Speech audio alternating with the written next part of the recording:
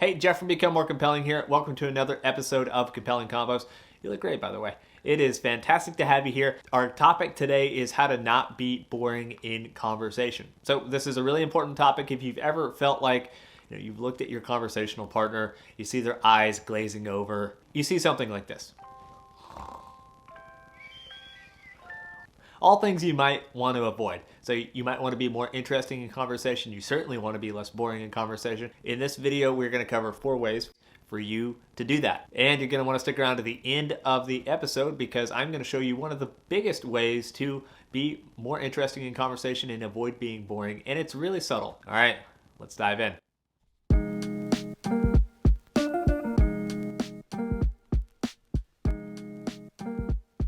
All right, our first tip, be curious. So this is something that a lot of people just totally miss on, and it's really low-hanging fruit to be less boring in conversation. So if someone brings up something that is a little bit interesting, or they're sharing a little bit about themselves, grab onto that. Ask them a question, make an observation about it. Maybe you're on a Zoom call and someone mentions how they play Ultimate Frisbee. Well, great. Don't let that pass. Ask some questions. Oh, how long have you been playing for? What's your favorite kind of Frisbee? There are a lot of questions that you can ask about that particular topic, and it shows that you're listening and it shows that you are engaged in that conversation, that you want to be there. And those are all signals that are good that we want to communicate to the other person in the conversation. So my challenge to you is learn one new thing about someone per day. So this could be a coworker that you've known for years. It could be a new person that you meet. But have your curiosity hat on. That way you can learn something new about another person.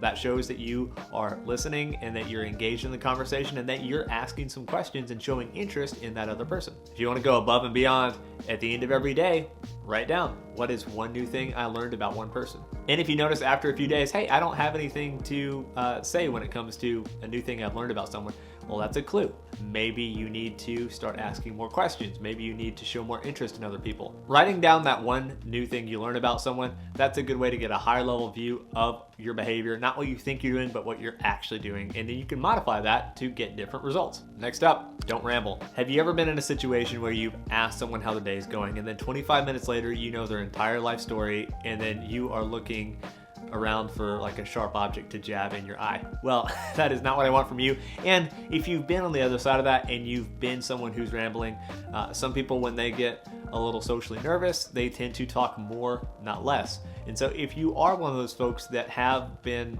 guilty of rambling, look, I'm sure I've done it too. That's okay. You're here and you're improving, and that is the most important part. A good way to curb rambling, if you happen to be guilty of it, is what I call the sticking to your number framework. And so what this is before you go, like say you're on a Zoom call for work and then you're about to launch into your points, instead of just leaving it wide open and you could talk about any number of things and you don't really know where you're going, just take a half second before you start talking and think, okay, how many points do I have? Okay, I have 3 points.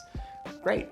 Before you launch into what you're going to say, actually say, hey, I've got 3 ideas for you. Number 1, blah, blah, blah, blah. Number 2, blah, blah, blah, blah. Number 3, blah, blah, blah, blah. And that puts some guardrails up so that you don't, you're not going into the wild and you don't have a plan. It's like a blueprint for what you're going to say. And so you can stick to those numbers that you threw out at the beginning of your statement. I've got 2 ideas. I've got 3 points to keep in mind. There's one big thing that we're missing here. When you have that number, you can stick to it more easily.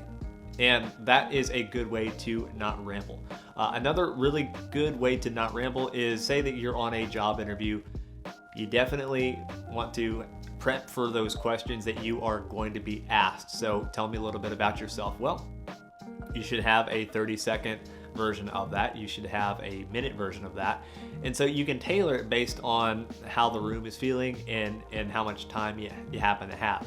And so it's definitely okay to like write out what you're going to say beforehand if you know it's one of those questions that you're going to be asked a lot. So last key point on rambling, and I talked about this in part 1 of this series, boring people tend to have unbalanced conversations. So either they are talking way too much or the other person's talking way too much. In a rambler's case, it is they are always talking way too much. We want those conversations to be more balanced. So if you are rambling a whole lot, if you can curb that and ramble less, then you are going to be less boring because there's going to be more of a give and take in the conversation. And that is exactly what we want. All right, this next one is a tip that I like a lot.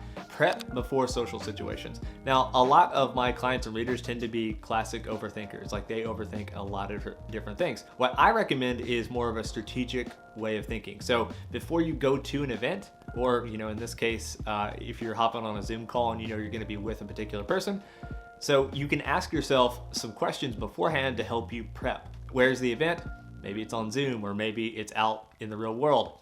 Who's going to be there? Maybe it's your boss. Maybe it's a new friend. What topics can I bring up? And something that I recommend here is called the quick scan. So before you head into a social interaction, scan a few sites. Like, look at the trending topics on Twitter.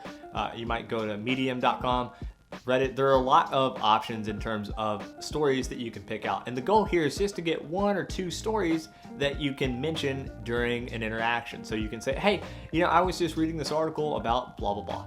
Now, the pro tip here is make sure these stories are light in nature. Don't go for the story about the serial killer. Maybe leave that one for another time.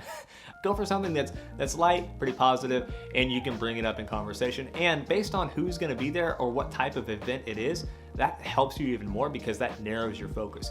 If you know that you have a friend who's really into hockey, for example, well, you can look up some stories on hockey. It becomes very easy to tailor it towards individual people that you're going to be interacting with. What this does is it gives you a safety net to introduce into conversation. So if you feel like that conversation's running a little dry, then you can say, oh, hey, here's an article that I just saw this morning that I thought you might be into. All right, let's practice this. Okay. There's an article about turning your phone from color to grayscale because that has something to do with the dopamine in your brain, so you're not just mindlessly scrolling. So if I'm talking to someone who I think might be 1% interested in technology or life hacking or whatever it happens to be, then I can bring up that article and say, hey, I was just reading this article on Medium about turning your phone from a color display to grayscale. And if they're at all interested in that, I can send them the article. I can show them how to do it on their phone if they don't already know. And so there's a way to build that into the conversation. And so something else I recommend is the iceberg technique, and that is knowing a little bit about a lot. So expose yourself to a lot of different inputs so that you can bring up these things along the way. When it comes to saving those articles, what I actually do, I use a service called Pocket. It's at getpocket.com, and it's a bookmark. And so I save stuff in Pocket, and I can tag it so that I know that, like, hey, this is a funny thing, or this is an interesting thing, or this one's about tech, or whatever it is. And I can actually search by those tags later on. I'm never going to run out of an article to mention if I happen to need it. So for your next interaction, think about 1 or 2 articles that you can look at beforehand and mention in the conversation. Use it as a safety net so that if you feel like that conversation's getting a little boring, then you can spice it up by bringing in that new topic. Okay, you stuck around to the end, and this is one of my favorite tips for not being boring in conversation. And this is a really subtle one. So what is it? Assume people are already your friends. So one of the most powerful things that you can do when you are interacting with someone, it could be someone new, or it could even be someone that you've known for a little while, just assume that you're friends. And so this is a really powerful thing. I'm a big believer in emotional contagion. So if you ever walk up to someone and you greet them like they're an old friend, you're gonna notice that they are gonna, more often than not, like 99% of the time, they're gonna return that energy to you. Think about the last time you met someone in public that they knew you, but you didn't immediately recognize them. Well, they greeted you very warmly, and chances are you returned that warmth to them. And that's really powerful because you are taking that energy and you're moving it from being timid to being a little bit more socially bold and a little bit more interesting. Before every social interaction where I know I'm going to be interacting with someone new, I say to myself, hey, what if this person and you are already friends? How would you act? And that changes my entire vibe in that interaction. I'm going to greet that person with more warmth. I'm going to treat them like they are already a friend. And guess what? That ends up happening anyway. And think about everything that relates to that. So if you're greeting that person as a friend, then all of your actions and all of your intent, your social intent in that interaction is going to be filtered through that lens. And that other person is going to react to you differently. So that's a really powerful strategy that you can start using next time you're in a conversation and you want to be less boring. All right, that is it for me. So in the comments, tell me what you think. Which tip will you use in your next conversation to be less boring in that conversation and more interesting? If you would, gently hit the like button. We don't want to break it. And subscribe if you haven't already, and I will talk to you on the next episode. Talk soon. Hey, a couple of quick things before you leave. One, I've got a subscribe button over here. If you would, hit that subscribe button. Two, hit the like button. It helps other awesome people like you find this video. And three, drop a comment below with a topic suggestion or a question for me. Talk soon.